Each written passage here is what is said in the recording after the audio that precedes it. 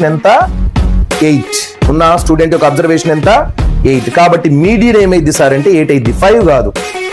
5 is not the median. ఇక్కడ median ఏమైంది, 5th student యొక్క మార్క్స్ ఎన్ని? సో 5th స్టూడెంట్ యొక్క మార్క్స్ 8 వచ్చినాయి. So median is nothing but 8 అవుతుంది, క్యాపిటల్ M. అంతే తప్ప కొంతమంది పిల్లలు ఏం చేస్తారంటే నెంబర్ ఆఫ్ స్టూడెంట్స్ ఇస్ 10/2 5 కాబట్టి 5 ఇస్ ద మీడియన్ అంటారు. తప్పది. 5 is not medium, 5 is the 5th student. వాడి దగ్గర ఒక అబ్జర్వేషన్, వాడికి వచ్చినాయి కొన్ని మార్క్స్ వచ్చినాయి, వాడికి వచ్చిన మార్క్స్ ని మనం మీడియన్ అనాలి. కానీ వాడు 5th ప్లేస్ లో ఉన్నాడు కాబట్టి 5th place is the median, 5 అని రాయకూడదు median value.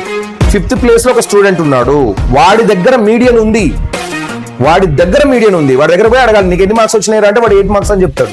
So 8 is the median అవుతుంది. ఓకేనా? ఇదేది డిస్క్రీట్ ఫ్రీక్వెన్సీ డిస్ట్రిబ్యూషన్ మనం ఎట్లా చేయాలి. సో ఈ రోజు మనం super duper topic that is statistics